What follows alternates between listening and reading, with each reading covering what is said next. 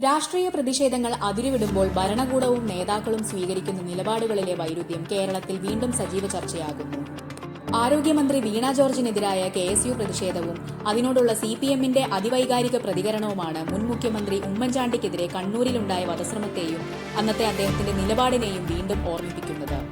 Alappuzha medical കോളേജിലെ ശസ്ത്രക്രിയ വീഴ്ചയുമായി ബന്ധപ്പെട്ട പ്രതിഷേധത്തിനിടെ മന്ത്രിക്ക് പരിക്കേറ്റു എന്നാരോപിച്ച് ICUവിൽ പ്രവേശിപ്പിച്ചതും മുഖ്യമന്ത്രിയുടെ മിന്നൽ സന്ദർശനവും വലിയ രാഷ്ട്രീയ നാടകമാണെന്നാണ് പ്രതിപക്ഷം ആരോപിക്കുന്നത്.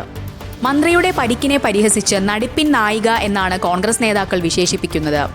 മന്ത്രി പണ്ട് മോണോ ആക്ട് മത്സരത്തിൽ പങ്കെടുത്ത ചിത്രം പങ്കുവച്ചാണ് സൈബർ പോരാട്ടം.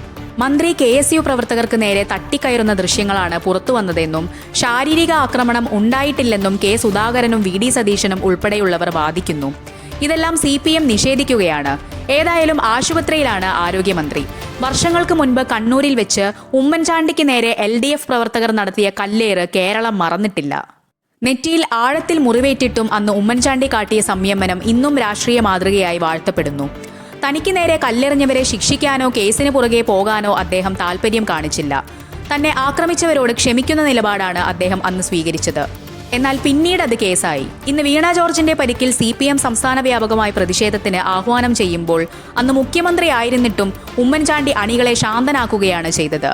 രാഷ്ട്രീയ ലാഭത്തിനായി ചെറിയ പ്രതിഷേധങ്ങളെ പോലും കലാപത്തിലേക്ക് തള്ളിവിടുന്ന പുതിയ കാലത്തെ രാഷ്ട്രീയവും ആക്രമിക്കപ്പെട്ടിട്ടും സംയമനം പാലിച്ച ഉമ്മൻചാണ്ടിയുടെ രാഷ്ട്രീയവും തമ്മിലുള്ള ദൂരം ജനങ്ങൾക്കിടയിൽ വലിയ ചർച്ചയാവുകയാണ്. ഉമ്മൻചാണ്ടിയുടെ തലയിൽ നിന്നും ചോര പൊടിഞ്ഞത് നാം എല്ലാവരും കണ്ടതുമാണ്.